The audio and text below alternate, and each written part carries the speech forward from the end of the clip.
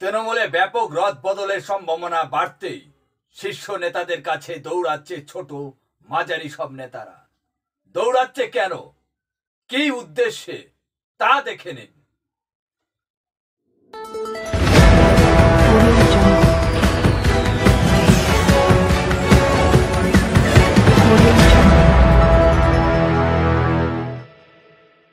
সবাইকে শুভেচ্ছা ও ভালোবাসা জানিয়ে আমি আফতাব হালদার আজ শুরু করছি দেশের খবর।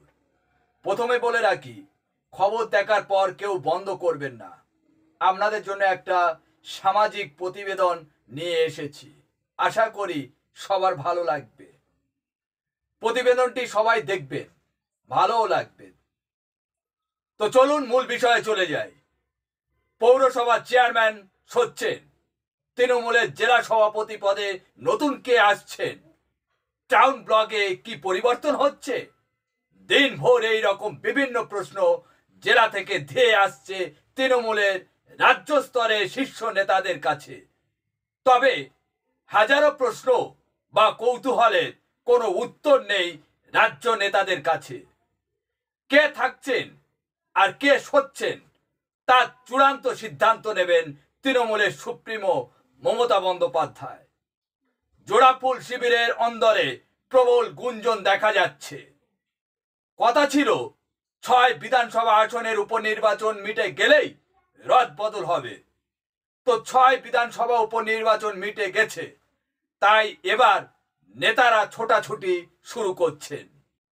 আগামী ডিসেম্বর মাসে সংগঠনের রদ বদলের সম্ভাবনা দেখছে তৃণমূলের একটি বড় অংশ। এবছর লোকসভা নির্বাচনের পর থেকে দলীয় স্তরে রদ বদলের বিষয়টি সামনে এসেছে। যতদিন এগিয়ে আসছে ততই এ নিয়ে চর্চা বাড়ছে নেতাদের মধ্যে। নভেম্বরে ৭ তারিখে তৃণমূলের সর্বভারতীয় সাধারণ সম্পাদক অভিষেক বন্দ্যোপাধ্যায়ের বক্তব্যে আরো উস্কে যায় এই রদ বদলের বিষয়টি।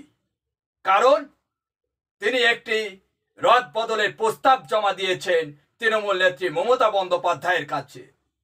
অভিষেক প্রস্তাব দিয়েছেন রাজ্যের প্রায় ৬০ থেকে ৭০টি পৌরসভা এবং দলের সাংগঠনিক স্তরে ১০ থেকে ১২টি জেলায় সভাপতিদের বদলের উল্লেখ আছে।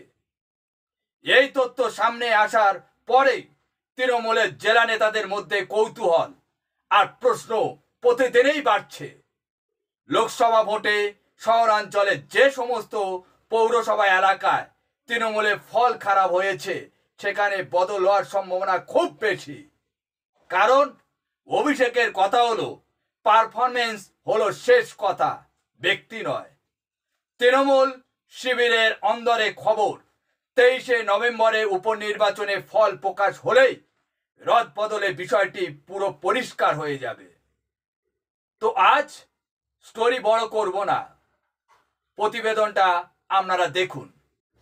১৯৭০ সালে পথ চলা শুরু এই সংগ্রাম সংঘে ২০২৪-এ আজ ৫৪ বছরে পা দিয়েছে। দক্ষিণ ২৪ পরগনা বারুইপুরে এই সংগ্রাম সংঘ, বারুইপুর স্টেশনের ঠিক লাগোয়ায় এই মাঠ।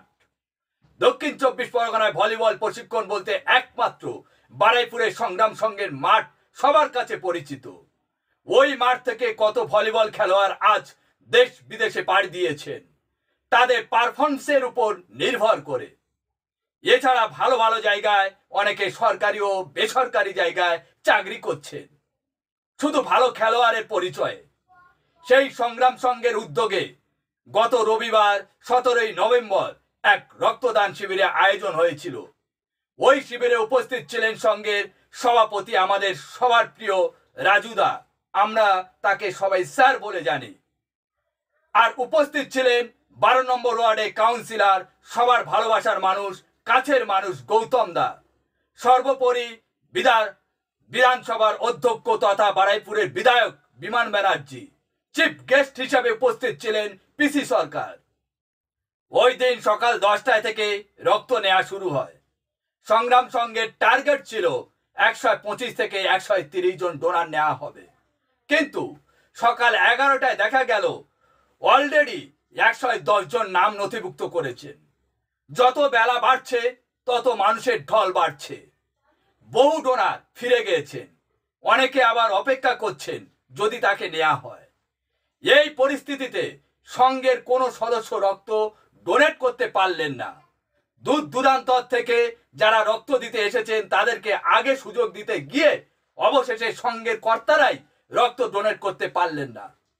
অবশেষে 130 থেকে বাড়িয়ে 150 জন করা হলো, কিন্তু তাতে কি আর হয়? আপনারা অবাক হবেন, প্রায় 300 জনের বেশি মানুষ রক্তদান করার জন্য লাইনে দাঁড়িয়েছিলেন।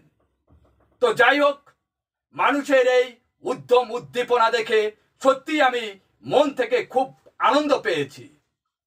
থ্যালাসেমিয়া থেকে শুরু করে বিভিন্ন রোগের রোগীদের রক্ত লাগে, কিন্তু রক্ত কোনো কারখানায় বা কোনো মানুষে কৃত্রিমভাবে তৈরি করতে পারে না। একমাত্র পথ হলো মানুষের গায়ের রক্ত অন্য মানুষকে দান করে আবার তাকে সুস্থ স্বাভাবিক জীবনে ফিরিয়ে আনা। রক্তের মধ্যে কোনো লেখা নেই সে হিন্দু, সে মুসলিম, সে খ্রিস্টান, সে জৈন। একমাত্র রক্তই পারে মানুষের মধ্যে সম্পর্ক তৈরি করতে। আর সেই কাজটাই করেছে বারুইপুর সংগ্রাম সংঘ। বারুইপুর সংগ্রাম সংঘের সমস্ত খেলোয়াড় থেকে শুরু করে সংঘের কর্তাদের প্রতি আমার আন্তরিক শুভেচ্ছা ও ভালোবাসা রইল। আগামী দিনে এই উদ্যোগের সাথে আরো অনেক সমাজসেবামূলক কাজ রয়েছে, তার মধ্যে কিছুটা যদি আপনারা করেন তা আমার আরো ভালো লাগবে। ঈশ্বরের কাছে প্রার্থনা করি আগামী দিনের পথ চলা আরো উজ্জ্বল হোক। এই বলে আজ এখানে শেষ করছি।